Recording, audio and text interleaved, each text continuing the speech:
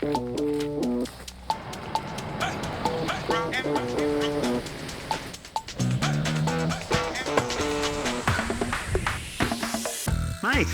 what are you doing here? Morning.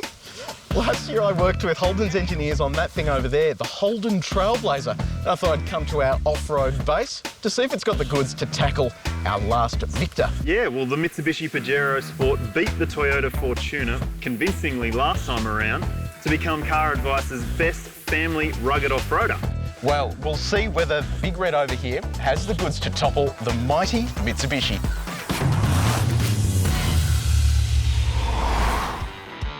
The two SUVs we have here are both diesel-powered four-wheel drives and both are priced close to one another at the top of their respective model ranges. The Holden Trailblazer LTZ is listed at $52,490 plus on-road costs, putting it just a few $100 cheaper than the flagship Mitsubishi Pajero Sport Exceed, which is listed at $52,750 plus on-roads. They come with similar levels of equipment. Each has leather trim inside. They both have touchscreen media systems with Apple CarPlay and Android Auto connectivity, as well as Bluetooth phone and audio streaming. But the Holden misses out on some kit, including smart key with push-button start, dual-zone climate control, and adaptive cruise control. Each has 18-inch wheels and a full-size spare tyre. And even though these are both ute-based SUVs, the pair has the latest safety technology, including forward collision warning and blind spot monitoring. There's also parking sensors all around, and the Mitsubishi has a surround view camera, where the Holden gets just a rear view camera with rear cross traffic alert. That rear cross traffic alert comes in really handy because the Trailblazer feels bigger on the road. And that's because it is. It's about 10 centimetres longer and 10 centimetres wider than the Pajero Sport.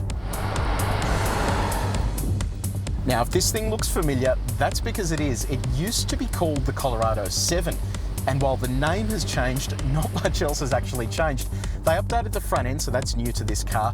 They also had a field day in terms of ride and handling, which was tuned locally in Australia. So that included the suspension and also the steering as well.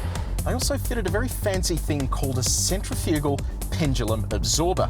Now, if that's gone straight over your head, that's perfectly fine. It's a device that's fitted to high-end luxury diesels. And what it basically does is absorbs vibration through the driveline, which means that when you accelerate, it's nice and smooth. The only thing this is missing though from the interior is reach adjustable steering, which comes standard on the Pajero Sport.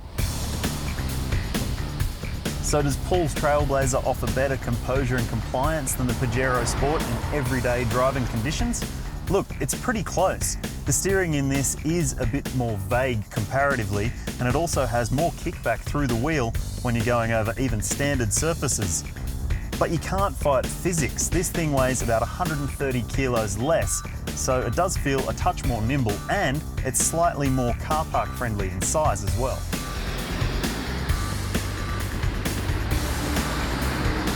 Both of these cars have cracking diesel engines, but the Trailblazer is a segment leader, and that's because it makes 500 newton meters of torque and 147 kilowatts of power.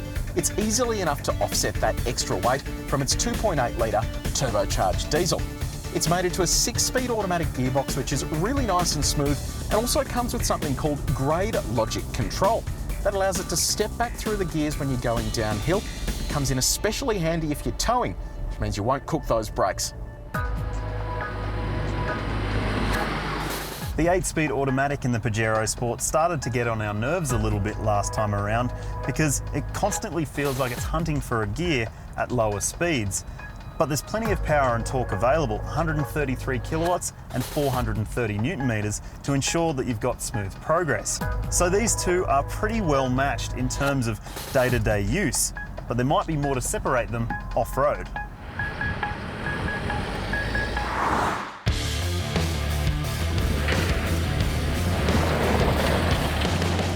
The Pajero Sport impressed us last time we challenged it off-road, mainly because of its suspension. With such good compliance and composure, and it also offers excellent ground clearance. This vehicle still has 5 mils of extra ground clearance compared to the Trailblazer, and that could mean the difference between touching down or getting through unscathed. So on the topic of clearance, the new design on this Trailblazer does it absolutely no favours. It has a worse approach angle and a worse ramp over angle compared to the Pajero Sport, but it does win back on the departure angle where it betters the Pajero Sport. Now in terms of off-road gear, this really is limited. You've got a 2-high mode, which sends torque to the rear wheels, a 4-wheel drive mode, which you can only use on unsealed surfaces, and a low range mode. There's no real rear differential lock, just a brake bias system.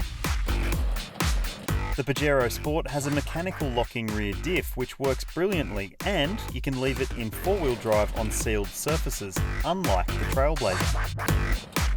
It's not just that extra 4x4 hardware that makes the Pajero Sport so impressive off-road, it's also that suspension tune. Sure, it is a little bit firmer than the Trailblazer, but it also feels more controlled on loose surfaces. And if you ask any 4-wheel driver, they want control whenever they can get it. So that's 2 of the crucial elements figured out for this test. But what about the interiors?